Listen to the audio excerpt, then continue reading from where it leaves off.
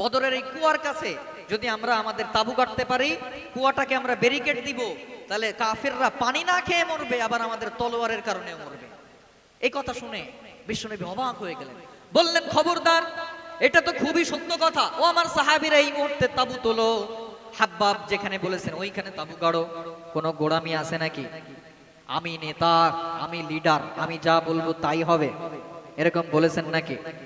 বলতে পারতেন, ও হাব্বাব আমি বিশ্বনবী, আমার থেকে বেশি বুঝো না, বলতে পারতেন কিনা?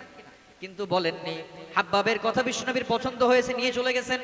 সুবহানাল্লাহ, কি নবী, কি লিডার পেয়েছিলাম। শুধু তাই না, আপনারা জানেন খন্দক খোঁড়া হচ্ছিল, খন্দকের যুদ্ধে বড় খাল খোঁড়া হচ্ছে, খাল, খন্দকের যুদ্ধে।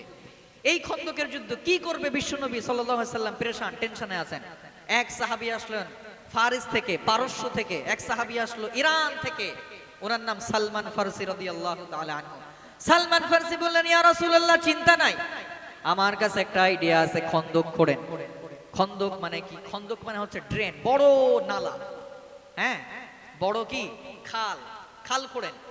বিশ্বনবী সাল্লাল্লাহু আলাইহি সাল্লাম সালমান ফারসির এই কথা বিরাট পছন্দ হলো। বিশ্বনবী বললেন, সালমান ফারসির ওই খালই আমি খুঁড়বো কাফেরদের আটকানোর জন্য। আপনারা জানেন ওই খাল খুঁড়তে হয়েছে বিশ্বনবী সাল্লাল্লাহু আলাইহি ওয়াসাল্লাম, পেটে পাথর বেঁধেছেন ওই খন্দক খোঁড়ার জন্য। কিন্তু কোনো একগুঁয়েমি আছে?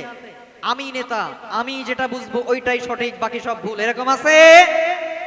নেতা হতে হলে কর্মীর সাথে গুড অ্যাটাচমেন্ট, ভালো সম্পর্ক লাগবে। একেবারে শেষ কথা, একেবারে শেষ কথা, একেবারে শেষ পয়েন্ট।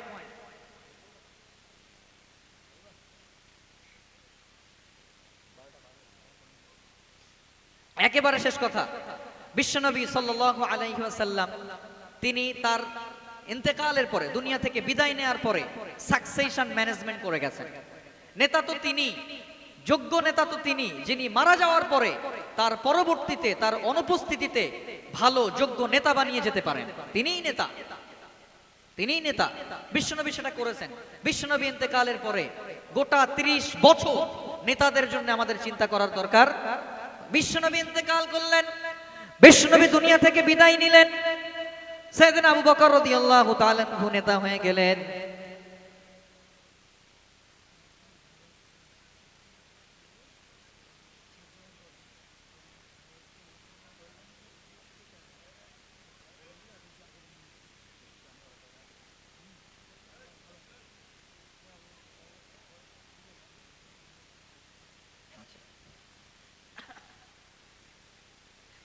দেখেন, বিশ্বনবী সাল্লাল্লাহু আলাইহি সাল্লামের দুনিয়া থেকে পর্দা নেওয়ার পরে নেতা নিয়ে আমাদের ভাবতে হয়নি। 30 বছর বিশ্বনবী দুনিয়া থেকে পর্দা নিলেন, সাইয়েদনা আবু বকর রাদিয়াল্লাহু আনহু নেতা হয়ে গেলেন।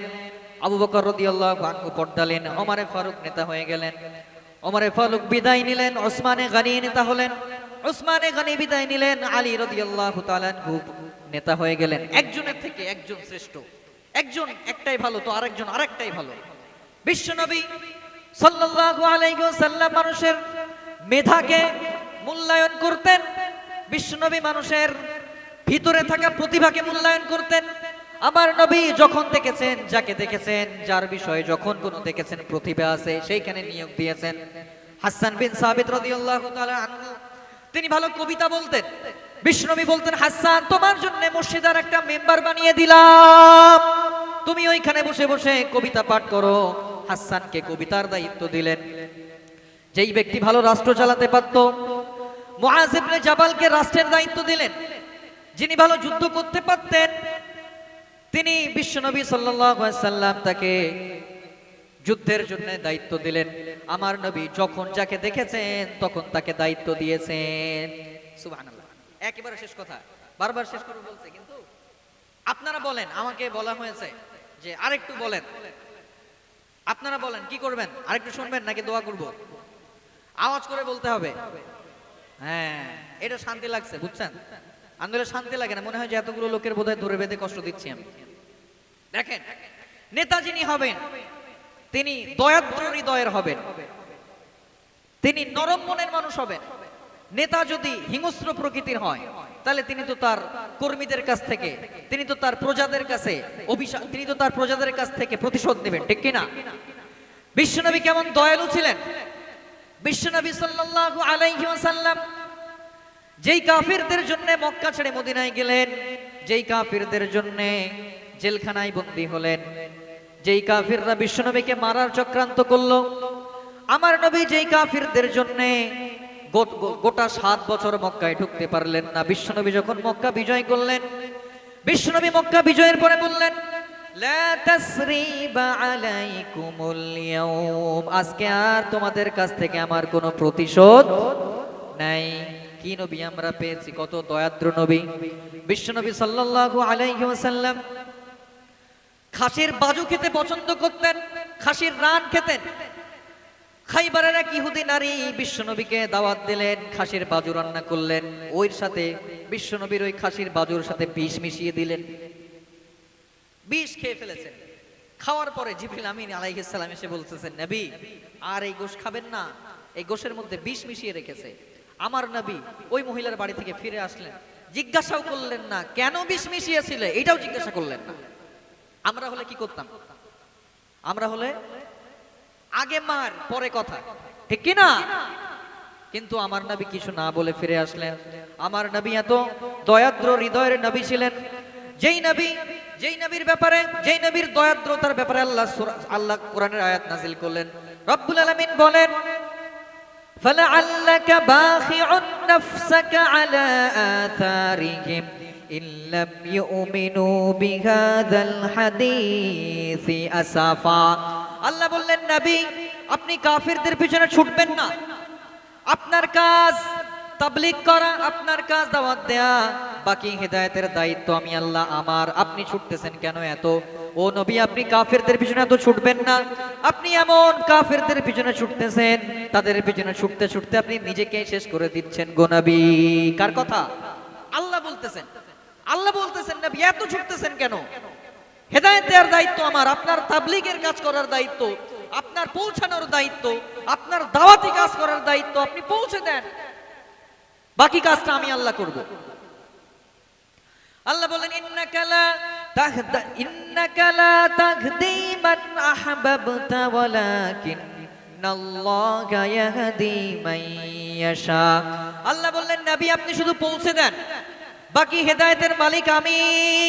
আপনার কাছে যদি হেদায়েত থাকতো, আপনার হাতে যদি হেদায়েত থাকতো, আপনি আপনার চাচাকে হেদায়েত দিতে পারতেন। বিশ্বনবীর চাচা আবু তালিব বিশ্বনবীকে নিজের কলিজার টুকরা সন্তানদের থেকে ভালোবাসতেন।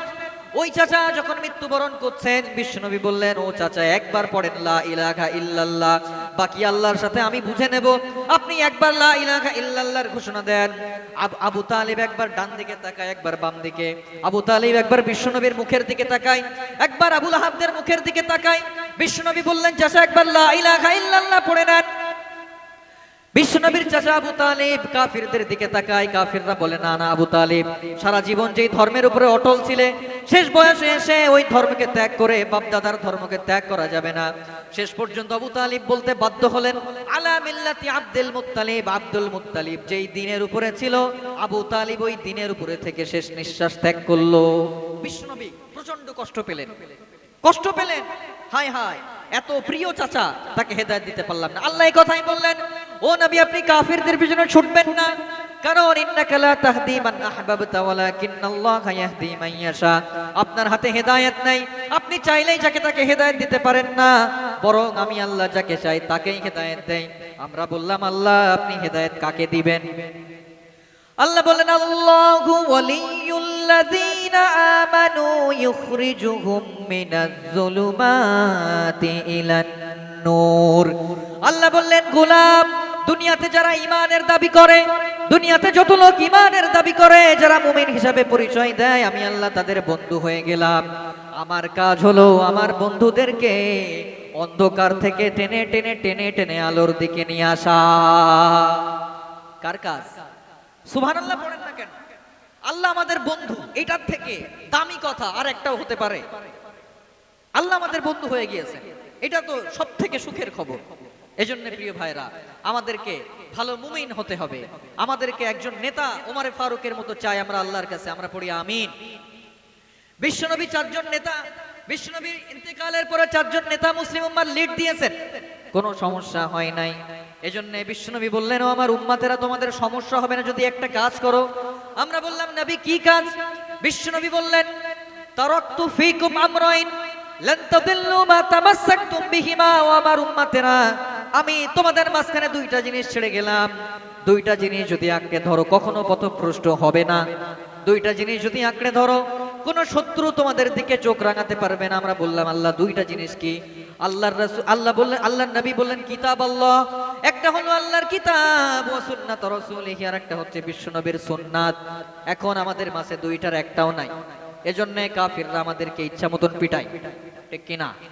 দুইটার যে কোনো একটা থাকলে অথবা দুইটা থাকলে আমরা বাঁচতে পারতাম কি পারতাম না? একটাও নাই। বিশ্বনবী বললেন তারাকতু ফীকুম আমরাইন, দুইটা জিনিস ছাড়লাম। আর একটা কথা বললেন, বিশ্বনবী বললেন ইফতারাকাতিল ইয়াহুদু আলা 71 ফিরকা ওয়াফতারাকাতিন নাসারা আলা 72 ফিরকা ওয়া সাতাফতারিকু হাযিহিল উম্মাহ বি 73 ফিরকা। বিশ্বনবী বললেন ইহুদিরা 71 দল হয়েছে, নাসারারা 72 দল হয়েছে। আমি বিশ্বনবী খুব দুঃখের সাথে জানালাম আমার উম্মাত 73 দলে বিভক্ত হবে, কুল্লুহা ফিন্নার, সব জাহান্নামী, ইল্লা ওয়াহিদা, একটা দল ছাড়া। সাহাবারা বিশ্বনবীকে ধরলেন, ইয়া রাসূলুল্লাহ কোন দল জান্নাতি আমাদেরকে বলে যান। বিশ্বনবী বললেন মা আনা আলাইহি ওয়া আসহাবি, আমি আমার সাহাবীরা যেই মতের উপর যেই পথের উপর প্রতিষ্ঠিত আছি, আমি আমার সাহাবীরা যেই মতকে অনুসরণ করি, আমার উম্মতের মধ্যে যেই দল আমি আমার দল, আমার উম্মতের মধ্যে যেই দল আমার মত আমার সাহাবীদের মত অনুসরণ করবে, তারাই একমাত্র জান্নাতি দল বলে আমি সাব্যস্ত করলাম। একটাই দল, আল্লাহর দল এবং সাহাবাদের দল। বিশ্বনবী বললেন আলাইকুম বিসুন্নতি ওয়া সুন্নাতিল খুলাফায়ে রাশিদিন আল মাহদিয়্যিন আদ্দু আলাইকা বিন নওয়াজিজ। ও আমার সাহাবীরা, ও আমার উম্মতেরা, আমি তোমাদের মাঝখানে বললাম আলাইকুম বিসুন্নতি ওয়া সুন্নাতিল খুলাফায়ের রাশিদিন আল মাহদিয়্যিন, তোমরা আমার সুন্নাত অনুসরণ করবা, আমার সাহাবীদের সুন্নাত অনুসরণ করবা। পারলে আমার সাহাবীদের সুন্নাত, আমার সাহাবীদের সুন্নাতগুলো মাড়ির দাঁত দিয়ে আঁকড়ে ধরবা। কোথা দিয়ে? মাড়ির দাঁত দিয়ে। মাড়ির দাঁত দিয়ে ধরলে শক্ত হয় না নরম হয়? আওয়াজ করেন, শক্ত হয়। আল্লাহর রাসূল বোঝাতে চাইলেন মাড়ির দাঁত দিয়ে শক্ত করে যদি ইসলামকে আঁকড়ে ধরতে পারো, কোরআনকে আঁকড়ে ধরতে পারো, তোমাদের কেউ ক্ষতি করতে পারবে না। আর যদি দলাদলি করো, কাফের ফতোয়া দাও, এ মুনাফিক ফতোয়া দাও, ও জাহান্নামী ফতোয়া দাও, তাহলে বেঈমানরা মারবে, নিজেরাও নিজেরা মরবা, আছে না নাই? এজন্য আমরা আল্লাহর কাছে দোয়া করি, ও আল্লাহ আপনি আমাদের সবাইকে একতাবদ্ধ হওয়ার তৌফিক দান করেন, পড়েন আমিন।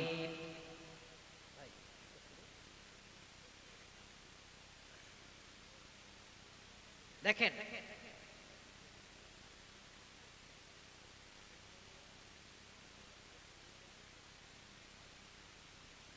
প্রিয় ভাইরা,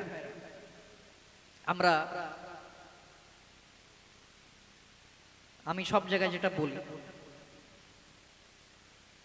আমি আমার কথা শুরু করা থেকে এখন পর্যন্ত একটা কথাও আমি আমার নিজ থেকে বানিয়ে বলি নাই। শুরু থেকে নিয়ে এখন পর্যন্ত যে কটা কথা বলেছি, হয় কোরআনের দলিল অথবা হাদিসের দলিল দিয়েছি। এরপরেও আমার মুখ ফসকে যদি আমার মুখ থেকে কোনো মিস ইনফরমেশন বেরিয়ে যায়, আমি সর্বপ্রথম আল্লাহর কাছে দোয়া করি আল্লাহ তাআলা আপনাদের স্মৃতি পট থেকে সেগুলোকে মুছে দেন। এরপরে যতগুলো কথা বললাম, যতগুলো কথা শুনলাম, আল্লাহ তাআলা সবার আগে আমাকে আমল করার তৌফিক দান করেন, এরপরে আপনাদের সবাইকে আমল করার তৌফিক দান করেন, পড়েন আল্লাহুম্মা আমিন। এখন আপনাদের সামনে আমাদের মাদ্রাসা নিয়ে আমাদের এক ভাই গজল লিখেছেন। এই গজলটা আপনারা ওই যে অল্প কয়েক মিনিট, 2-4 মিনিটের মধ্যে শুনে এরপরে আমরা দোয়ার দিকে এগিয়ে যাবো ইনশাআল্লাহ বিইজনিল্লাহ। नामे मोहम्मद आँखों का तारा, नामे मोहम्मद दिल का उजाला, नामे मोहम्मद आँखों का तारा, नामे मोहम्मद। अल्लाहुम्मा सल्ली अला सय्यिदिना मौलाना मुहम्मद। محمد وعلى آل سيدنا مولانا محمد पूछेगा रब ने हिलाया क्या क्या मैं तो कहूँगा नामे मोहम्मद पूछेगा रब ने हिलाया क्या क्या मैं तो कहूँगा नामे मोहम्मद दिल का उजाला नामे मोहम्मद आँखों का तारा नामे मोहम्मद अल्लाहुम्मा सल्ली अला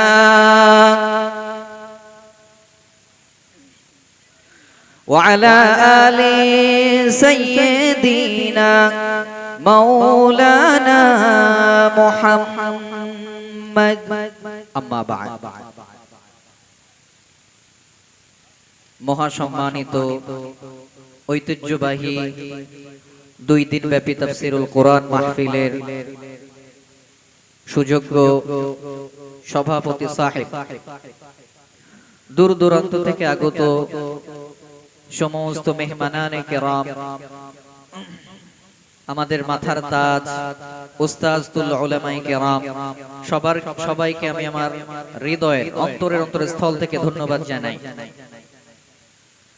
সবার প্রথমে আজকের তাফসীরুল কোরআন মাহফিল যিনি অ্যারেঞ্জ করেছেন, যারা অ্যারেঞ্জ করেছেন তাদেরকে ধন্যবাদ জানাই। তারা তাফসীরের মাহফিল অ্যারেঞ্জ করেছেন, এটাতে আপনারা খুশি না বেজার বলেন তো? আমার সাথে আপনাদেরকে কথা বলতে হবে। বক্তার সাথে শ্রোতার যদি কানেক্টিভিটি না থাকে তাহলে বক্তা যা বলে শ্রোতা বোঝে না। এখন শ্রোতা যদি বক্তার কথা না বোঝে তাহলে এইরকম ওয়াজ শোনার দরকার আছে? আওয়াজ করে বলেন, যে ওয়াজ শুনে বক্তা শ্রোতা বোঝেই না ওইরকম ওয়াজ শোনার দরকার আছে? দরকার নাই। এই শীতের রাতে শীতকে উপেক্ষা করে আপনারা বসেছেন, কিছু তো বাড়ি নিয়ে যাওয়ার দরকার, ঠিক কিনা বলেন? এজন্যে প্রশ্ন করলে আওয়াজ করে উত্তর দিতে হবে, বাঘের বাচ্চার মতো গর্জন করে উত্তর দিতে হবে। পারবেন তো? পারবেন তো সবাই ইনশাআল্লাহ? দেখেন, আমি আপনাদেরকেও ধন্যবাদ জানাই, আপনারা আপনাদের ব্যস্ত মুখর মূল্যবান সময়কে কাজে লাগিয়ে এখানে বসেছেন, আপনাদেরকে ধন্যবাদ। আমাকে যারা এখানে কথা বলার সুযোগ দিয়েছেন তাদেরকে ধন্যবাদ। এবং আল্লাহ পাক রব্বুল আলামিন আমাদেরকে এখানে যে আসতে দিয়েছেন, বসতে দিয়েছেন, তার জন্য আল্লাহর দরবারে আমরা শুকর আদায় করি। বিশ্বনবীর শেখানো কালিমাতুর শুকর সবাই পড়ি আলহামদুলিল্লাহ।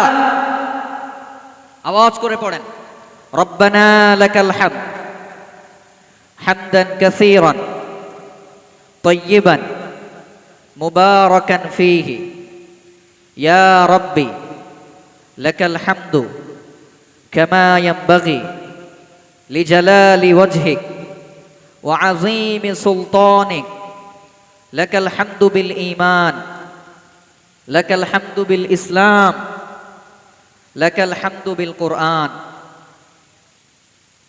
আওয়াজ করে পড়েন আল্লাহু আকবার কাবীরা ওয়ালহামদুলিল্লাহি কাসীরা সুবহানাল্লাহি বুকরাতাও ওয়া আসীলা। আমরা প্রশংসা করলাম কার? আওয়াজ করে বলেন, প্রশংসা করলাম কার? সব সময় প্রশংসা করব কার? খাওয়ার সময়, ঘুমানোর সময়, ঘুম থেকে ওঠার সময়, মানুষকে কষ্ট দেওয়ার সময়, আল্লাহর শুকরিয়া আদায় করা যাবে। মানুষকে কষ্ট দেওয়ার সাথে, মানুষের হক নষ্ট করবার সাথে, মানুষের রাস্তা বন্ধ করবার সাথে ইসলামের কোনো সম্পর্ক নাই। ইসলাম এসেছে মানুষের শান্তি নিশ্চিত করার জন্য, ইসলাম এসেছে গোটা পৃথিবীতে সম্প্রীতি ছড়িয়ে দেওয়ার জন্য, ইসলাম এসেছে মানুষের ন্যায্য প্রাপ্য অধিকারকে ফিরিয়ে দেওয়ার জন্য। চিল্লায় বলেন ঠিক কিনা? কিন্তু বর্তমান সময়ের কিছু লোক তারা মুসলিমদেরকে সন্ত্রাসী আখ্যা দেয়। গদি মিডিয়া মুসলিমদেরকে সন্ত্রাস বলে আখ্যায়িত করে। যারা আমাদেরকে সন্ত্রাস বলতে চায়, যারা আমাদেরকে টেরোরিস্ট বলতে চায়, আমরাও তাদেরকে বলতে চাই মুসলিমদের কারণে, ইসলামের কারণে তোমরা তোমাদের ন্যায্য সম্মান পেয়েছো। চিল্লায় বলেন ঠিক কিনা? ইসলাম না আসলে তোমাদের কোনো ভ্যালুই থাকতো না।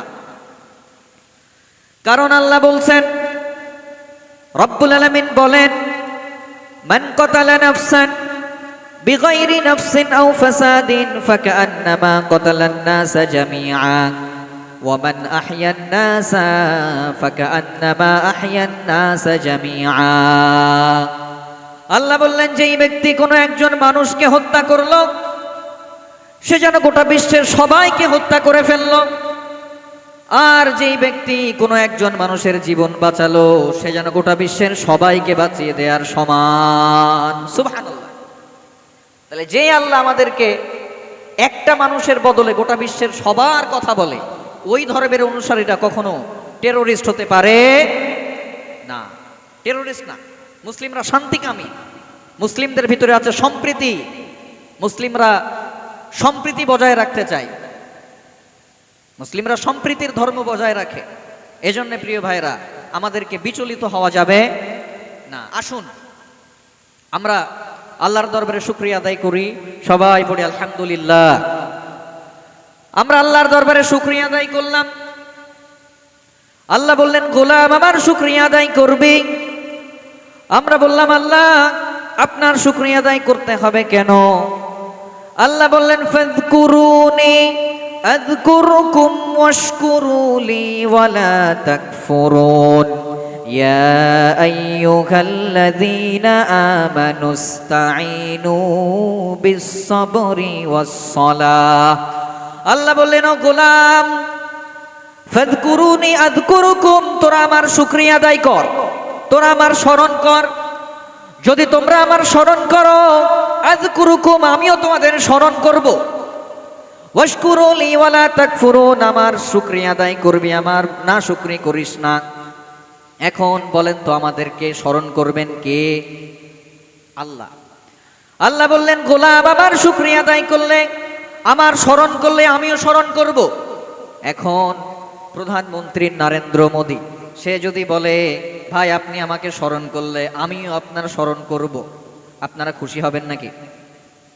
প্রধানমন্ত্রী একটা দেশের সব থেকে বড় ক্ষমতাধর মানুষ, অবশ্যই আমরা খুশি হব যে আমাকে অনেক বড় শক্তিশালী মানুষ আমার শুকরিয়া আদায় করছে, আমার স্মরণ করছে।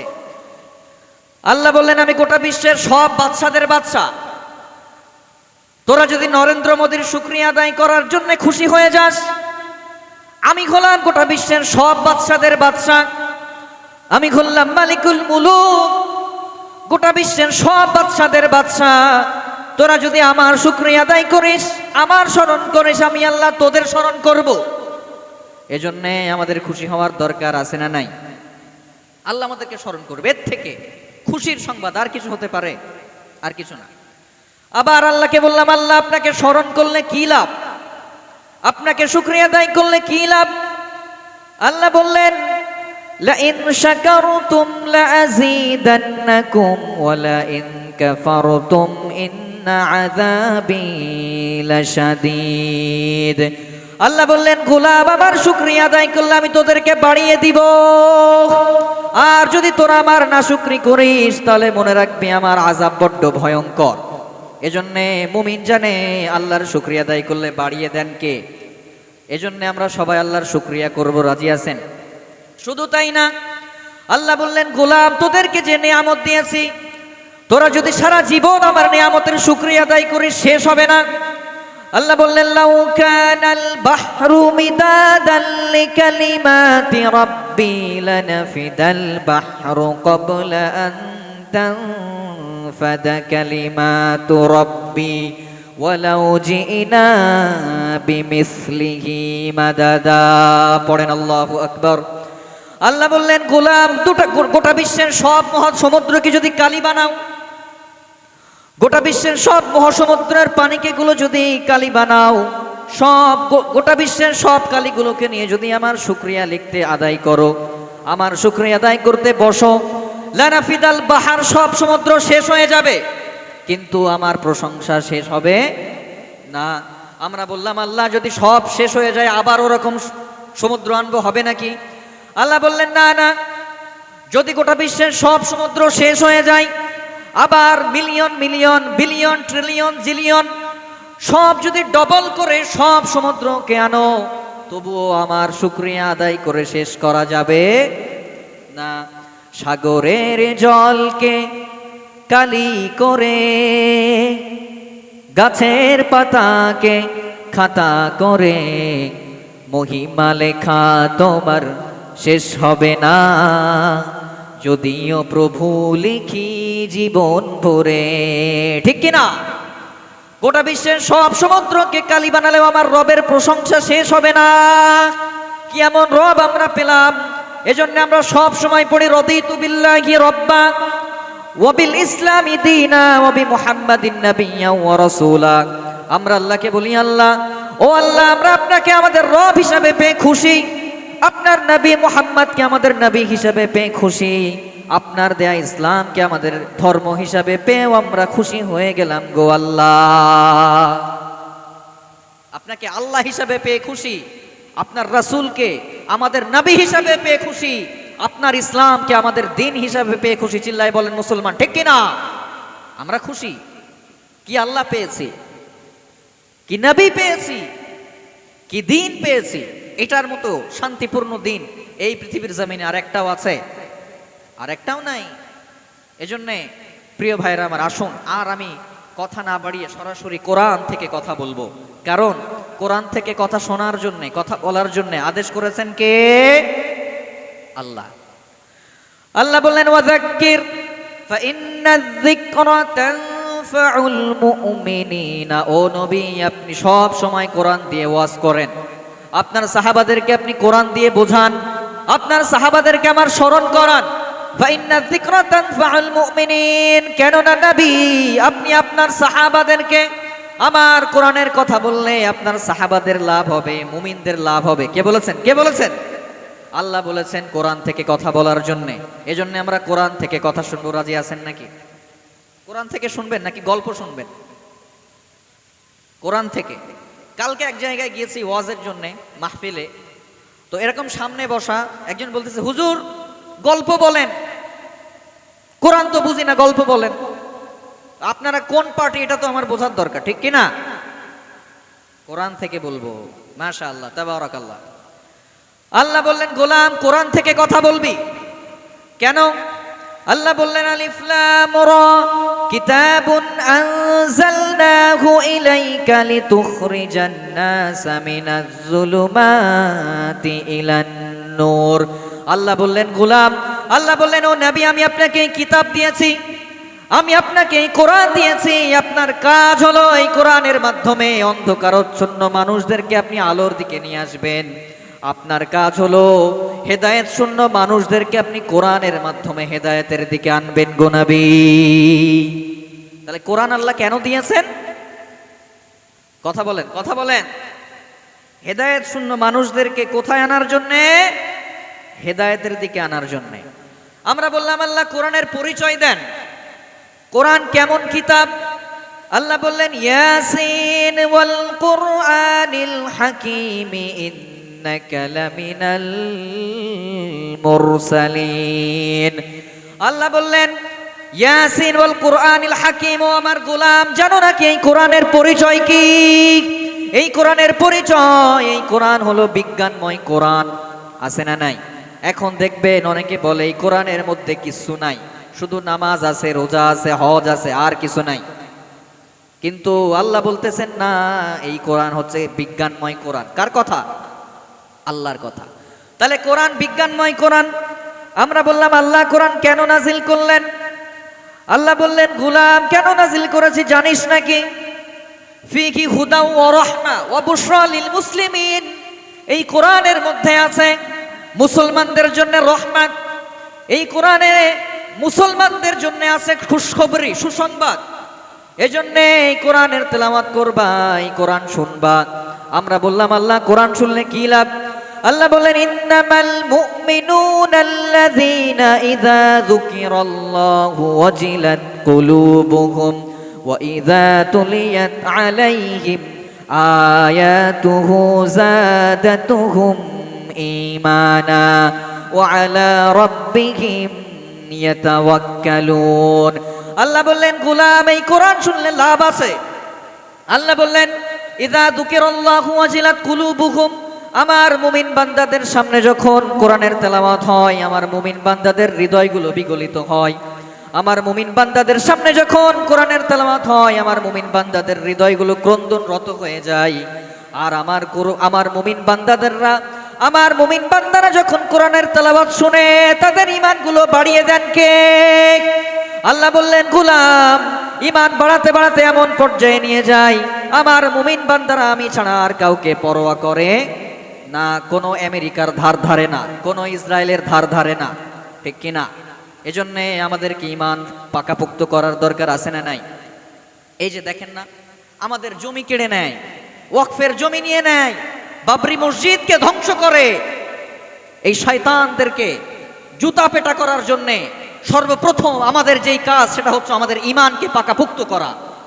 আল্লাহ বললেন ওয়ালা তাহিনু ওয়ালা তাহজানু ওয়া আনতুমুল আ'লাউনা ইন কুনতুম মুমিনিন। আল্লাহ বললেন ভয় নাই, চিন্তা নাই, ওয়াকফের জমি নিয়ে নিয়েছে, কি হয়েছে? কোনো সমস্যা নাই। বাবরি মসজিদ ধ্বংস করেছে, কোনো সমস্যা নাই, তোমরাই বিজয়ী হবা। ও আনতুমুল আ'লাউনা, আল্লাহ বললেন গোলাম তোমরাই বিজয়ী হবা ইন কুনতুম মুমিনিন, যদি প্রকৃতপক্ষে মুমিন হতে পারো। কার কথা? আল্লাহ বললেন গোলাম ভয় নাই, চিন্তা নাই, কোনো আমেরিকার চোখ রাঙানিতে তোমাদের ভয় পাওয়ার দরকার নাই, কোনো কানাডার চোখ রাঙানিতে তোমাদের ভয় পাওয়ার দরকার নাই। গোলাম যদি আমাকে ভয় করিস, মুমিন হস, যদি প্রকৃতপক্ষে ঈমানদার হস, মনে রাখবি ওয়া আনতুমুল আ'লাউনা, তোরাই বিজয়ী হবি। কার কথা? এজন্যে আমাদেরকে ঈমান পাকাপোক্ত করার দরকার আছে না নাই? আপনারা জানেন মুসলিমদের ঐতিহ্যের সূতিকাগার বাগদাদ শহরে হালাকু খান যখন আক্রমণ চালায়, ভয়াবহ আক্রমণ, মুসলিমদেরকে এমন ভাবে হত্যা করা হয়, মুসলিমদের লাইব্রেরিগুলোকে এমন ভাবে জ্বালিয়ে দেওয়া হয়, মুসলিমদের হত্যা করার কারণে এত জবাই করা হয়েছে, মুসলিমদের রক্ত নদীতে মিশে যাওয়ার কারণে দজলা নদীর পানি লালে লাল হয়ে গিয়েছে। আবার মুসলিমদের লাইব্রেরিগুলোকে জ্বালিয়ে দেয়া হলো, মুসলিমদের বইপত্রগুলোকে জ্বালিয়ে দেয়া হলো। এত বেশি বই ছিল, এত লাইব্রেরি ছিল, জ্বালিয়ে দেওয়ার ফলে ওই পোড়ানো ছাইগুলো নদীর পানির সাথে মিশে যাওয়ার কারণে নদীর পানিগুলো কালো হয়ে গেল। ইরাকে আমাদের উপরে বোম্বিং করে, আরাকানে আমাদের নারীদেরকে ধর্ষণ করে, সিরিয়াতে আমরা মার খাই, আমরা এই হিন্দুস্তানের জমিনে নির্যাতিত, গোটা বিশ্বের সব জায়গায় আমরা আক্রান্ত।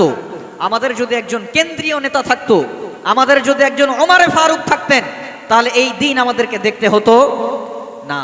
তাহলে আমরা চাই আমাদের একজন কেন্দ্রীয় নেতা হোক, চিল্লায় বলেন ঠিক কিনা? এখন নেতা হওয়ার জন্যে, একজন ওমরে ফারুক হওয়ার জন্যে কি কি গুণ থাকা দরকার ওই নেতার মধ্যে, আসুন আমরা ওইটা শুনবার চেষ্টা করব। একজন ওমরে ফারুক আমাদের দরকার, ঠিক কিনা? আমাদের একজন ওমরে ফারুক লাগবে, যেই ওমরে ফারুকের নেতৃত্বে আমরা গোটা বিশ্বের সব মুসলিম উম্মাহ এক প্ল্যাটফর্মে দাঁড়াতে পারবো। একজন ওমরে ফারুক লাগবে। প্রভু তুমি বলেছো রাসূল দেবে না, বলনি দেবে না ওমর, বলনি দেবে না হামজা তারিক, খালিদ বিজয় সমর। প্রভু তুমি বলেছো রাসূল দেবে না, বলনি দেবে না ওমর, বলনি দেবে না হামজা তারিক, খালিদ বিজয় সমর। প্রভু তুমি বলেছো রাসূল দেবে না, বলনি দেবে না ওমরের যুগ, রাশেদার সেই খেলাফত, ফিরিয়ে দিবে না আলোর সমাজ, কেটে কেটে আধার রাত। পৃথিবীতে আর তো কভু দেবে না খুলে সোনালি দর, বলনি দেবে না হামজা তারিক খালিদ বিজয় সমর, প্রভু তুমি বলেছ রাসূল দিবে না, ঠিক কি না? আল্লাহ বলেছেন রাসূল দেব না, কিন্তু ওমরে ফারুক তো আসতে পারে। আমরা দোয়া করি আল্লাহ আমাদেরকে একজন ওমরে ফারুক দেন, চিল্লাই পড়েন আমিন। একজন ওমরে ফারুক দরকার। এখন আসেন, একজন ভালো নেতা হওয়ার জন্য কি কি গুণাবলী থাকা দরকার? আমার রাসূলের ভিতরে আমার নবী গোটা পৃথিবীর ইতিহাসে সর্বশ্রেষ্ঠ নেতা ছিলেন। গোটা পৃথিবীর ইতিহাসে আমার নবীর মতো নেতা গোটা পৃথিবীতে আর দ্বিতীয়টা হয় নাই, চিল্লাই বলেন ঠিক কিনা? এজন্য আসেন আমার নবীর জীবনী থেকে আমরা বের করব কি কি গুণাবলী থাকলে একজন নেতাকে আসলেই ভালো নেতা হওয়া যায়। এক নাম্বার, নেতা যিনি হবেন তার এলোকোয়েন্স থাকা লাগবে, বাগ্মিতা। নেতা যিনি হবেন তিনি বক্তব্য করার ক্ষমতা রাখবেন। নেতা যদি মাইক দেখলে মানে নেতার হাঁটু কাঁপে তাহলে উনি নেতা। নেতা যিনি হবেন তিনি বক্তব্য করবেন। এই যে গত কয়েকদিন আগে আমেরিকার নিউ ইয়র্ক সিটির মেয়র হয়েছেন জোহরান মামদানি, আপনারা নাম শুনেছেন না? উনি দেখেছেন না কত সুন্দর বক্তব্য করেন? হ্যালো ট্রাম্প, হ্যাঁ, টার্ন আপ দ্য ভলিউম, এভাবে কত সুন্দর বক্তব্য করে না? তো নেতা হওয়ার জন্য বক্তব্য জানতে হবে। এখন আসেন আমার নবী কত ভালো বক্তব্য করতে জানতেন, এটা একবার দেখবার চেষ্টা করি। বিশ্বনবী সাল্লাল্লাহু আলাইহি ওয়াসাল্লাম তিনি বলতেন উতিতু জাওয়ামিউল কালিম, আমার আল্লাহ আমাকে জাওয়ামিউল কালিম করে পাঠিয়েছেন। তার মানে বিশ্বনবী জাওয়ামিউল কালিম ছিলেন। তার মানে বিশ্বনবীর কথা অল্প হতো কিন্তু বিশ্বনবীর কথার ইম্প্যাক্ট হতো অনেক বেশি। বিশ্বনবী কথা বলতেন কম, বিশ্বনবী শব্দ বলতেন কম, কিন্তু আমার নবীর কথার তাৎপর্য, আমার নবীর কথার গুরুত্ব ছিল অনেক বেশি, অনেক গুরুত্ব ছিল, অনেক গুরুত্ব। আবার বিশ্বনবী বলতেন আনা আরাবুকুম ওয়ালা ফখরালা, আমি তোমাদের মধ্যে সবচেয়ে ভালো সাহিত্যিক, আমি তোমাদের মধ্যে সবচেয়ে ভালো আরবি জানি, আমি তোমাদের মধ্যে সবচেয়ে স্বচ্ছ ভাষায় পরিষ্কার ভাষায় কথা বলতে পারি। ওয়ালা ফাখরালাহু, কিন্তু এই ব্যাপারে আমি মুহাম্মদ আমি তোমাদের মধ্যে সবচেয়ে সুন্দর কথা বলার মানুষ, কিন্তু এই ব্যাপারে আমি বিশ্বনবী, আমার কোনো ফখর নাই, অহংকার নাই, এটা আল্লাহর দেয়া দান, ঠিক কিনা? তাহলে আমার নবী কত সুন্দর কথা বলতে জানতেন। দেখেন আপনারা জানেন নবী সাল্লাল্লাহু আলাইহি ওয়াসাল্লাম এক জিহাদে, এক যুদ্ধের ময়দানে অনেকগুলো গনিমতের মাল পেলেন। বিশ্বনবী সাল্লাল্লাহু আলাইহি ওয়াসাল্লাম এই গনিমতের মাল বন্টন করতে করতে করতে করতে নও মুসলিম যত সাহাবীরা ছিলেন তাদের মাঝখানে সব বন্টন করলেন, কিন্তু আনসার সাহাবীদেরকে কিছু দিলেন না। আনসাররা বিশ্বনবীর উপর একটু একটু মনক্ষুণ্ণ হলেন। মনক্ষুণ্ণ হয়ে তারা বলতে লাগলো যে আল্লাহ তার রাসূলকে ক্ষমা করুন। কেমন তারা যেন মনে করলো যে আল্লাহর রাসূল আমাদেরকে না দিয়ে ভুল করেছেন।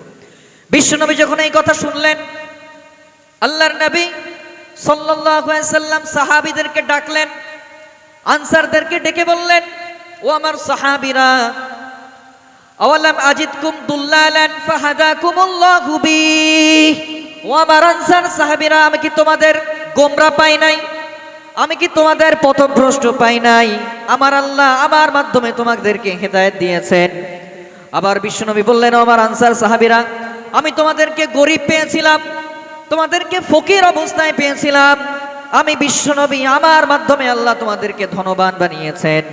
আমি বিশ্বনবী, আমার মাধ্যমে আল্লাহ তোমাদের মাঝখানে ভ্রাতৃত্বের বন্ধনে আবদ্ধ করেছেন। আমি মদিনায় আসার আগে তোমরা এক গোত্র আর এক গোত্রের সাথে মারপিট করতে, ঠিক কিনা? এরকম বিশ্বনবী সাল্লাল্লাহু আলাইহি ওয়াসাল্লাম ইন্টেলিজেন্স, ইমোশন দিয়ে বক্তব্য যখন করতে লাগলেন, আনসারী সাহাবীরা আসছিল কি নিয়ে বলেন তো? ক্রোধ নিয়ে, রাগ নিয়ে আসছিল। কিন্তু বিশ্বনবীর এই বক্তব্য শুনে আনসারী সাহাবীরা কাঁদতে কাঁদতে বিশ্বনবীর কাছে ক্ষমা চেয়ে এরপরে আবার বিদায় নিল। তাহলে দেখেন, ভালো বক্তব্য করতে না জানলে এই ঘটনা ঘটা সম্ভব হতো? কোশ্চেন কালেও না। আমার নবী সুন্দর বক্তব্য করতেন। সাহাবারা বলতেন বিশ্বনবী কখনো কখনো আবেগীয় ভাষণ দিতেন, আবার আমার নবী কখনো তেজস্বী ভাষণ দিতেন। সাহাবারা বলতেন বিশ্বনবী যখন তেজস্বী ভাষণ দিতেন ইহতামাররাত ওয়াজহুহু, বিশ্বনবীর চেহারা লাল হয়ে যেত, আলা সাউতুহু, বিশ্বনবীর আওয়াজ উঁচু হয়ে যেত, ওয়াশতাদ্দা গদাবুহু, বিশ্বনবীর আগে গড়গড় করতে থাকতেন, কাআন্নাহু মুনাজ্জিরু জাইশ, যেন মনে হতো বিশ্বনবী এই মুহূর্তে কোন ব্যাটালিয়নকে কমান্ড করছেন। আবার সাহাবীরা বলতেন বিশ্বনবী কখনো কখনো এমন আবেগীয় ভাষণ দিতেন, কখনো কখনো এমন ইন্টেলিজেন্স ইমোশন ব্যবহার করে ভাষণ দিতেন, আমাদের হৃদয়গুলো বিগলিত হয়ে যেত বিশ্বনবীর ভাষণ শুনে। ওয়াজিলাত মিনকাল কুলুব, আমাদের হৃদয় বিগলিত হয়ে যেত। জারাফাত মিনকাল উয়ুন, বিশ্বনবীর ভাষণ শুনে আমাদের চোখ দিয়ে দাঁড় দাঁড় করে পানি নামতো। আল্লাহু আকবার। তাহলে সাহাবাদের এই কথা দিয়ে বোঝা যায় আমার নবী বক্তব্যের যত প্যাটার্ন হতে পারে সব ধরনের বক্তব্য জানতেন কিনা, সব ধরনের বক্তব্য জানতেন। শুধু তাই না, আম্মা জান আয়েশা রাদিয়াল্লাহু আনহা বলতেন বিশ্বনবী এমন কথা বলতেন, এমন সুস্পষ্ট কথা বলতেন, ইয়াতাকাল্লামু বিকালামিন বাইয়িন ফাসল, বিশ্বনবী এমন সুন্দর কথা বলতেন, আমার নবী কথার মাঝখানে মাঝখানে পজ দিয়ে দিয়ে কথা বলতেন। বিশ্বনবী কোশ্চেন কালেও তোমাদের মতো তাড়াহুড়ো করে কথা বলতো না। আমার নবী কখনো তোমাদের মতো একটা কথার উপরে আর একটা কথা তুলতেন না। আমার নবী যখন কথা বলতেন একটা শব্দের পরে আরেকটা শব্দের মাঝখানে গ্যাপ রাখতেন। আবার আমার নবী এমন স্পষ্ট কথা বলতেন, ইয়াতাহাফফাজু মান হাওলা, বিশ্বনবী সাল্লাল্লাহু আলাইহি সাল্লাম এমন সুন্দর কথা বলতেন। আম্মা জান আয়েশা রাদিয়াল্লাহু আনহা বলতেছেন বিশ্বনবীর কথা এমন স্পষ্ট ছিল, এমন পরিষ্কার ছিল, আমার নবী কটা শব্দ বলেছেন, কটা অক্ষর বলেছেন, কটা বাক্য বলেছেন, কেউ চাইলে বিশ্বনবীর কথাও গুনে রাখতে পারতো। কথা বোঝা যায়? আপনারা সুবহানাল্লাহ পড়েন না কেন? বিশ্বনবীর এই সুন্দর কথাগুলো শুনে সুবহানাল্লাহ পড়তে মন চায় না? শুধু তাই না, বিশ্বনবী সাল্লাল্লাহু আলাইহি সাল্লাম গুরুত্বপূর্ণ কথা 3 বার বলতেন। বিশ্বনবী সাল্লাল্লাহু আলাইহি সাল্লাম সাহাবীদেরকে একবার তাকওয়া রস করছিলেন। বিশ্বনবী বললেন আত্তাকওয়া হা হুনা, আত্তাকওয়া হা হুনা, আত্তাকওয়া হা হুনা, ওয়া ইউশিরু ইলা সাদরিহি 3 মাররাত। বিশ্বনবী বললেন ও আমার সাহাবীরা, ও আমার উম্মতেরা, মনে রাখবা তাকওয়া টুপিতে না, তাকওয়া জামাতে না, তাকওয়া হচ্ছে হৃদয়ে। তাকওয়া কোথায়? তাকওয়া হৃদয়ে। কে বলেছেন? আল্লাহর রাসূল বলেছেন তাকওয়া কোথায়? হৃদয়ে। ওয়ায়ুশিরু ইলা সাদরিহি 3 মাররাত, বিশ্বনবী হৃদয়ের দিকে দেখিয়ে 3 বার তাকওয়া এখানে বললেন। আর বিশ্বনবী নিজের আঙ্গুলটা দিয়ে এইভাবে দেখালেন, তার মানে তাকওয়া কোথায়? হৃদয়ে তাকওয়া, ঠিক কিনা? আমরা এখন তাকওয়া খুঁজি টুপিতে, আছে না নাই? তাকওয়া খুঁজি এখন রুমালে, যার রুমাল যত বড় সে তত বড় মুত্তাকি, আছে না নাই? এটা ভুল। তাকওয়া কোথায়? হৃদয়ে। তাকওয়ার গুরুত্বপূর্ণ ওয়াজ বিশ্বনবী 3 বার বললেন। এজন্য বিশ্বনবী 3 বার বলতেন গুরুত্বপূর্ণ কথা। এজন্য আমার নবী সব রকমের বক্তব্য করতে জানতেন। প্রমাণ পেয়েছেন কিনা? 2 নাম্বার, ভালো নেতা হওয়ার জন্য 2 নাম্বার গুণ, আমার নবী সাল্লাল্লাহু আলাইহি সাল্লাম নেতা হওয়ার আগ থেকে কাজ করতেন। নেতা হতে গেলে আগ থেকে কাজ করতে হবে। আমরা মনে করি আগে নেতা হব, আগে চেয়ার পাবো, তারপরে কাজ করব। না, নেতা হতে গেলে আপনাকে আগে কাজ করতে হবে। আগে আপনার সমাজের সাথে কানেক্টিভিটি বাড়াতে হবে। সমাজ যদি আপনার কাছ থেকে কিছু না পায় তাহলে সমাজ আপনাকে নেতা হিসাবে গ্রহণ করবে না।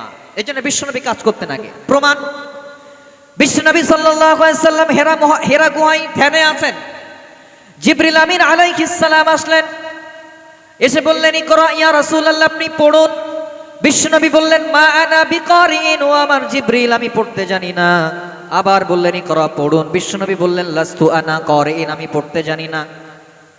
জিবরিল আমিন এবার আমার নবীকে বুকের মধ্যে চেপে ধরলেন। এবার বললেন ইকরা বিসমি রাব্বিকাল্লাযী খালাক, খালাকাল ইনসানা মিন আলাক, ইকরা ওয়া রাব্বুকাল আকরামুল্লাযী আল্লামা বিল কলম, আল্লামাল ইনসানা মা লাম ইয়ালাম। পড়েন আল্লাহু আকবার। ইকরা বিসমি রাব্বিকাল্লাযী খালাক, read in the name of your Lord who is your created. ও নবী আপনি পড়ুন ওই রবের জন্য যেই রব গোটা বিশ্বের সব কিছুকে সৃজন করেছেন। বিশ্বনবী আল্লাহর নাম শোনার সাথে সাথে পড়তে আরম্ভ করলেন। বিশ্বনবী ওহী রিসিভ করলেন। ওহী রিসিভ করার পরে আমার নবীর গায়ে জ্বর চলে আসলো। আমার নবী কাঁপতে থাকলেন। আমার নবী যখন ওহী রিসিভ করতেন বিশ্বনবী অনেক কষ্ট পেতেন। আমার নবী যখন ওহী রিসিভ করতেন, ওহী রিসিভ করতে কষ্ট হয়। সাহাবীরা বলতেন, আম্মা জান আয়েশা বলতেন, বিশ্বনবী যখন শীতের রাতে ওহী নাজিল হতো, বিশ্বনবী যখন শীতের রাতে ওহী রিসিভ করতেন আমার নবী কষ্টের চোটে ঘেমে যেতেন। আবার সাহাবীরা বলতেন, বিশ্বনবী যখন ঘোড়ার উপরে বসে থাকতেন, ইন দ্য মিন টাইম যখন ওহী নাজিল হতো ঘোড়ার পা গুলো জমিনের মধ্যে দেবে যেত, গেড়ে যেত। আবার সাহাবীরা বলতেন, বিশ্বনবী যখন আমাদের পায়ের উপরে মাথা দিয়ে ঘুমাতেন আমরা বিশ্বনবীর মাথার কোনো ওজন টের পেতাম না, কিন্তু যখন ওহী বিশ্বনবীর উপরে নাজিল হতো আমাদের মনে হতো আমাদের পা গুলো ভেঙে খান খান হয়ে গেল। এটা কিসের ওজন বলেন তো? ওহীর ওজন। ওহী রিসিভ করা, কোরআনকে রিসিভ করা এটা অনেক কষ্ট। আমরা তো মাগনা মাগনা কোরআন পেয়েছি, আব্বা লাইব্রেরি থেকে কিনে আনছে, এটা আমরা পড়তেছি, ঠিক না? কিন্তু বিশ্বনবীর কাছে এই কোরআন এসে অনেক কষ্টে। বিশ্বনবী ভয়ে বাড়ি চলে আসলেন। বিশ্বনবী সাল্লাল্লাহু আলাইহি ওয়াসাল্লাম কাঁপতে লাগলেন। আম্মা জান খাদিজাতুল কুবরা রাদিয়াল্লাহু তাআলা আনহাকে বললেন, ও খাদিজা জাম্মিলুনি, আমাকে কম্বল মুড়ি দিয়ে দাও।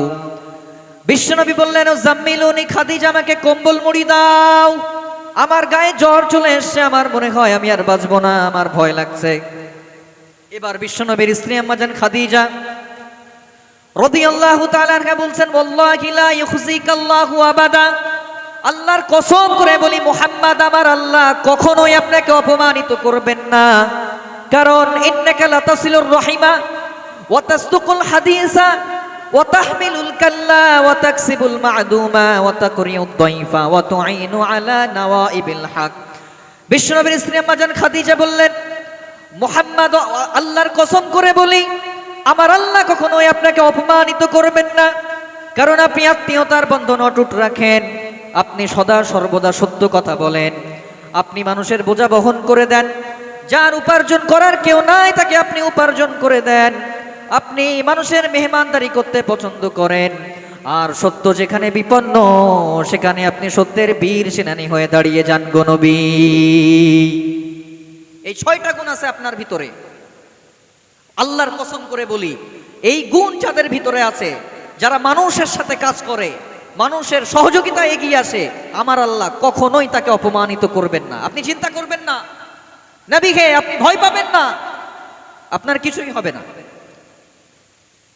তাহলে বিশ্বনবী সাল্লাল্লাহু আলাইহি সাল্লাম নবুয়ত পাওয়ার আগে কি কি কাজ করতেন আপনারা প্রমাণ পেয়েছেন না?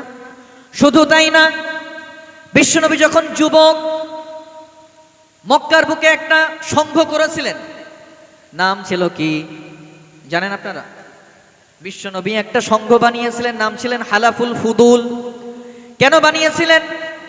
বিশ্বনবী সাল্লাল্লাহু আলাইহি সাল্লাম তখন মক্কায় অবস্থান করছেন। আস ইবনে ওয়াইল নামে এক বেয়াদব একজনের কাছ থেকে একটা পণ্য কিনলো। পণ্য কেনার পরে ওই ব্যবসায়ীকে বলল, এই পণ্যের দাম দিব না, কি করবি কর, এটা আমাদের এলাকা। নেতাগিরি দেখালো। কি দেখালো? কি দেখালো বলেন? নেতাগিরি। আজও আমাদের সমাজে এই নেতাগিরি আছে না নাই? আছে। আল্লাহ নেতাদের জন্য কোরআনের আয়াত নাজিল করলেন। আল্লাহ বললেন, ইয়াউমা নাদউ কুল্লা উনাসিম বিইমামিহিম ফামান উতিয়া কিতাবাহু বিয়ামিনিহি ফাউলাইকা ইয়াকরাউনা কিতাবাহুম ওয়ালা ইউজলামুনা ফাতিলা। আল্লাহ বললেন, সেদিন ওই কিয়ামতের ময়দানে আমি কাউকে একা একা ডাকবো না, প্রত্যেককে তার নেতা সহ সহ ডাকবো। নেতাও আসবে, কর্মীও আসবে, কর্মীও আসবে, নেতাও দাঁড়াবে। সেদিন ওই কঠিন কিয়ামতের ময়দানে যাদের ডান হাতে আমলনামা দেয়া হবে তারা সানন্দে তাদের আমলনামাগুলো পড়তে থাকবে। আর ওই কঠিন কিয়ামতের ময়দানে আমি আল্লাহ কারো উপরে বিন্দু পরিমাণের জুলুম করব না। সুবহানাল্লাহ। সেদিন কিয়ামতের ময়দানে আমি আল্লাহ কারো উপরে জুলুম করব না, কিন্তু ডাকবো নেতাকে এবং কর্মীকে, দুইটাকে একসাথে।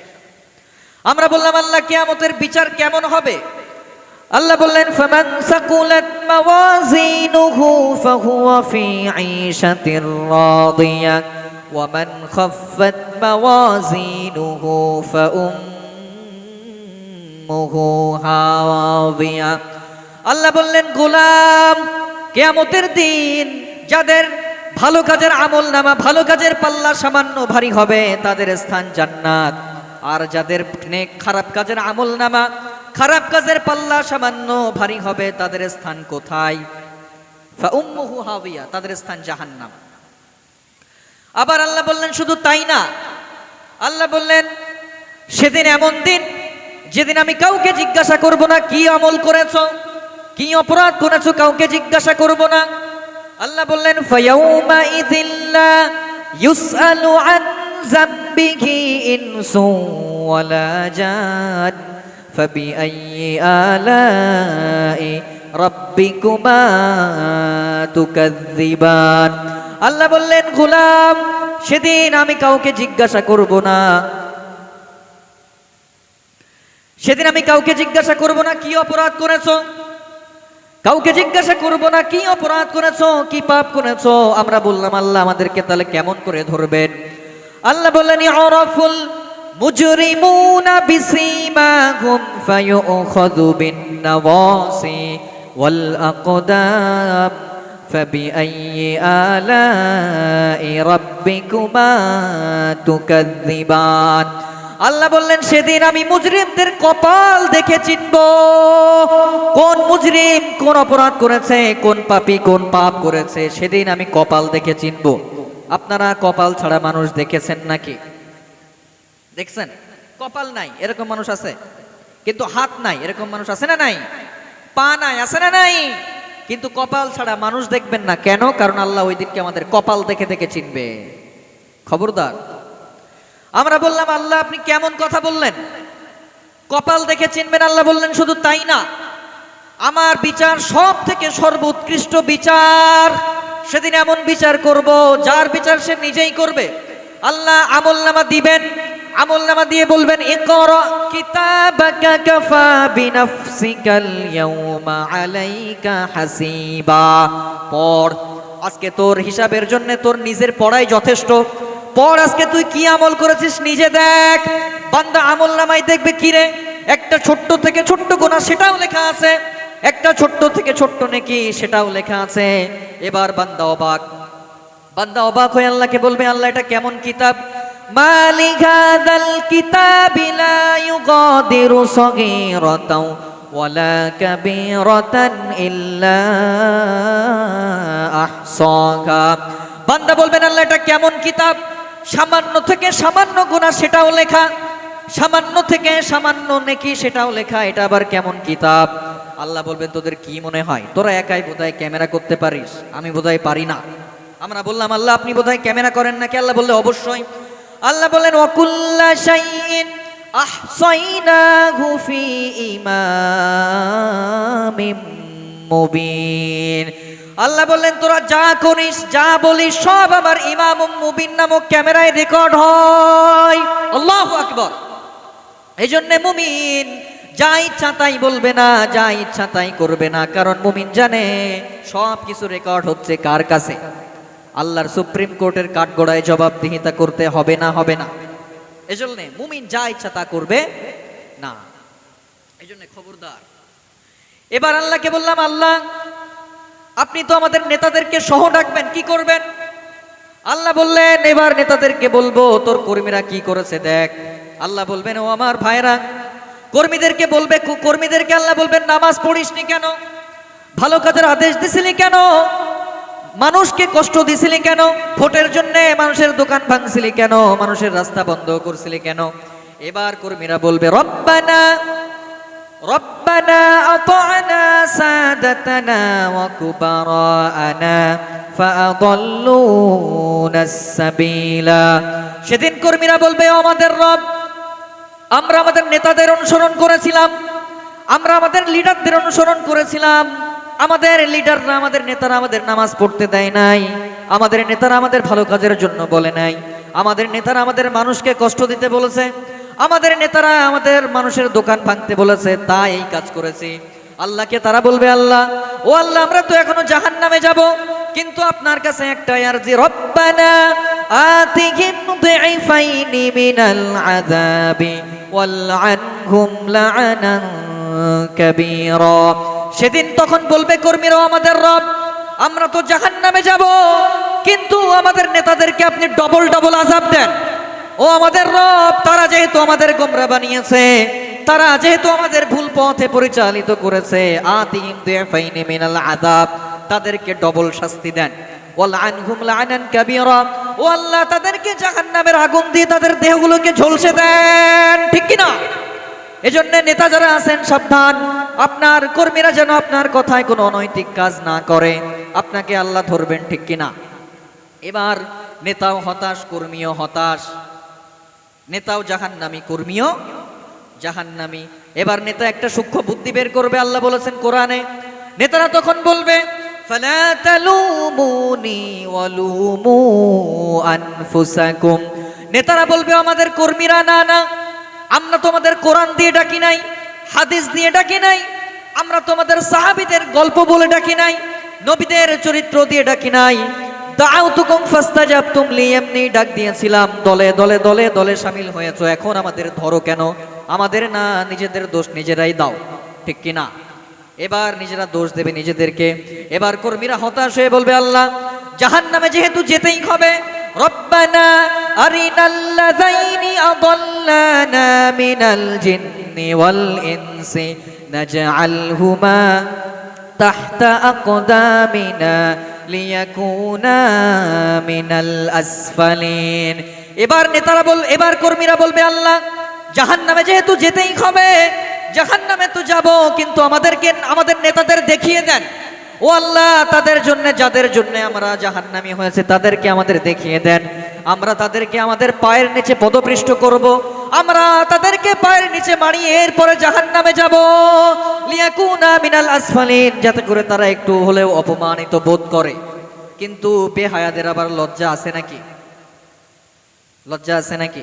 লজ্জা নাই। এজন্য নেতা যারা আছেন সাবধান, আল্লাহর সুপ্রিম কোর্টের কাঠগড়ায় আপনার জবাবদিহি করতে হবে। ঠিক কিনা? যাই হোক, আবার ফেরত আসি। বিশ্বনবী সাল্লাল্লাহু আলাইহি সাল্লাম যুবক বয়সে মক্কার বুকে ওই যে আস ইবনে ওয়াইল এক পণ্য নিয়ে দাম দেয় নাই, মনে আছে তো? মনে আছে নাকি ভুলে গেছেন? মনে আছে? না না, আওয়াজ নাই, কষ্ট হয়ে গেছে। দোয়া করে দিব? তাকবীর দেন তো, নারায়ে তাকবীর। আর একটু জোরে দেন তো, নারায়ে তাকবীর। এই তো, ভেরি গুড। দেখেন, বিশ্বনবী সাল্লাল্লাহু আলাইহি সাল্লাম আস ইবনে ওয়াইল ওই যে দাম দিল না, বিশ্বনবী মক্কার সব ইয়াংদেরকে ডাকলেন, আর বিশ্বনবী বললেন, ও আমার ইয়াং ভাইয়েরা, আজকের পর থেকে আমরা একটা শপথ নিলাম, আজকের পর থেকে একটা শপথ নিচ্ছি, আজকের পর থেকে মক্কার বুকে আর কোনো চাঁদাবাজি চলবে না, আজকের পরে মক্কার বুকে আর কোনো টেন্ডারবাজি চলবে না, আজকের পরে মক্কার বুকে দুর্বলদের উপরে সবলের কোনো অত্যাচার চলবে না, আজকের পর থেকে মক্কার বুকে সবাই সমান। কে বলেছেন? মুহাম্মদ সাল্লাল্লাহু আলাইহি ওয়াসাল্লাম। গোটা পৃথিবীর জমিনে সমতার বাণী সবার প্রথমে যিনি এনেছিলেন তিনি হলেন মুহাম্মদ সাল্লাল্লাহু আলাইহি ওয়াসাল্লাম। বিশ্বনবী হালাফুল ফুদুল করলেন। এজন্য যুবকদেরকে বলবো, যুবকরা, ও আমার প্রাণের ভাইরা, কলিজার টুকরা ভাইরা, বিশ্বনবীর থেকে শিক্ষা নাও, হালাফুল ফুদুল তোমরাও একটা করো। হালাফ, আসলে হালাফ মানে হচ্ছে অঙ্গীকার, আর আল ফুদুল মানে হচ্ছে ভালো কাজ। হালাফুল ফুদুল মানে ভালো কাজের অঙ্গীকার। যুবকদেরকে বলবো, আসলে যুবকরা কই ভাই? আচ্ছা, যুবকরা আমার অনেক প্রিয়। আমি আসলে যুবকদের মনের কষ্টটা বুঝি, আর যুবকরাও আমার কথা বোঝে, কারণ আমি নিজেও কি যুবক। তাহলে আমরা যখন এক বয়সী, এক মাইন্ডের, তাহলে মাইন্ডের যখন এক, তাহলে সুবিধা হবে না বুঝতে। এই জন্য যুবকদেরকে আমি বড্ড ভালোবাসি। যুবকদের প্রতি আমার নাসিহা, প্রিয় ভাই, তোমরা চাইলে, যুবকরা চাইলে সমাজের চিত্র পাল্টে দিতে পারে। চিল্লায় বলো ঠিক কিনা? যুবকরা চাইলে বানের পানিকে উল্টে দেওয়ার মতো ক্ষমতা যুবকদের ভিতরে আছে। চিল্লায় বলেন ঠিক কিনা? যুবকরা চাইলে সবকিছু পাল্টাতে পারে। যুবকদের ভিতরে আছে প্রাণ ঢালা উচ্ছ্বাস, তারা চাইলে সব করতে পারে। বিশ্বনবী সাল্লাল্লাহু আলাইহি সাল্লাম মক্কার বুকে যখন দাওয়াতি কাজ করছিলেন, বিশ্বনবীর হাতে কালেমা পড়ে সর্বপ্রথম মুসলমান হয় কারা বলেন তো? যুবকরা। এজন্য যুবকদের এই স্পিড, যুবকদের এই ক্ষমতা ইসলামের পক্ষে কাজে লাগানোর দরকার আছে না নাই?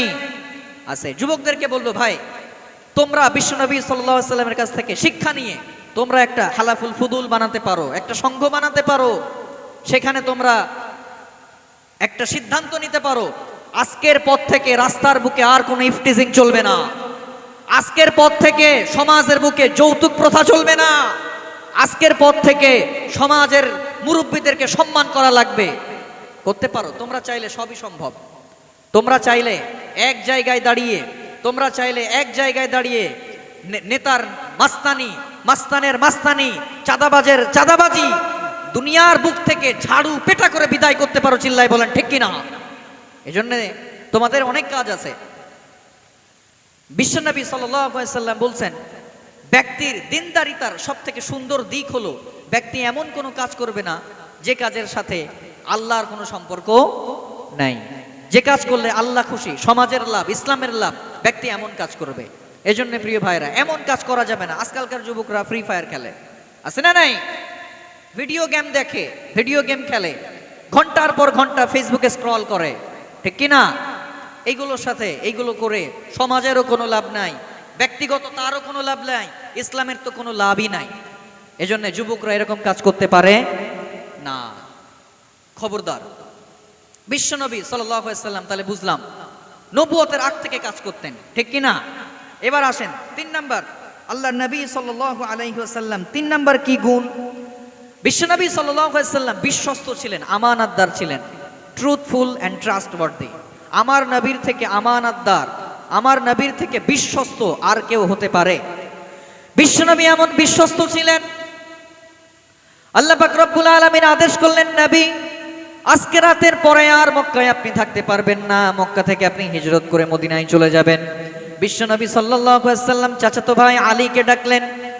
বিশ্বনবী বললেন, ও আমার চাচাতো ভাই আলী, আল্লাহর পক্ষ থেকে অর্ডার হয়েছে আমাকে মদিনায় হিজরত করতে হবে। আমার কাছে মক্কার কাফিরদের অনেকগুলো আমানত রাখা আছে। তোমার কাজ আমি মক্কায় চলে যাওয়ার পরে তুমি কাফিরদের আমানতগুলো তাদের দ্বারে দ্বারে পৌঁছে দিও। সাইয়েদনা আলী রাদিয়াল্লাহু আনহু বললেন, বিশ্বনবী মদিনায় হিজরতের পরে বিশ্বনবীর কাছে রাখা আমানত মক্কার কাফিরদের ঘরে ঘরে পৌঁছাই দিতে আমি আলীর টানা 3 দিন সময় লেগে গেল। কয়দিন? 3 দিন। তাহলে তো বোধহয় অল্প কয়েকটা আমানত ছিল নাকি? অল্প কয়েকটা ছিল? অনেক আমানত। কাফিররা, মক্কার কাফিররা দল করত আবু জাহেলের, কিন্তু আমানত রাখতো মুহাম্মদ সাল্লাল্লাহু আলাইহি ওয়াসাল্লামের কাছে। বিশ্বনবী কেমন সত্যবাদী ছিলেন জানেন নাকি? আমার নবী সাল্লাল্লাহু আলাইহি ওয়াসাল্লাম সাফা পাহাড়ের পাদদেশে উঠলেন। সাফা পাহাড়ের পাদদেশে উঠে বললেন, ও মক্কার কাফিররা, আমি তোমাদেরকে যদি বলি এই সাফা পাহাড়ের পিছনে একদল অশ্বারোহী ঘোড়সওয়ার তোমাদেরকে কচুকাটা করার জন্য রেডি আছে, বিশ্বাস করবা নাকি? কাফিররা এক বাক্যে ঘোষণা দিল, মা জাররাবনা আলাইকা ইল্লা সিদকা। ও মুহাম্মদ, তোমার গোটা জীবন আমাদের সাথে পার করেছো, তোমার গোটা জীবনে তোমার কাছ থেকে আমরা একটা মিথ্যা কথাও শুনি নাই, তাই তুমি যাই বলবা তোমার কথা আমরা সত্য হিসাবে মেনে নিব, কারণ তুমি কখনোই মিথ্যা বলো না, আমরা জানি। মা জাররাবনা আলাইকা ইল্লা সিদকা, we have never ever experience a single lie from you in our life. Muhammad, তোমার কাছ থেকে একটা মিথ্যা শুনি নাই, তাই যাই বলবা তাই বিশ্বাস করব। কি আমানতদার, কি সত্যবাদী! এরকম নবী আর পাবেন? নেতা যদি বিশ্বস্ত এবং আমানতদার না হয়, তাহলে মানুষ তাকে নেতা হিসেবে মানবে? মানবে?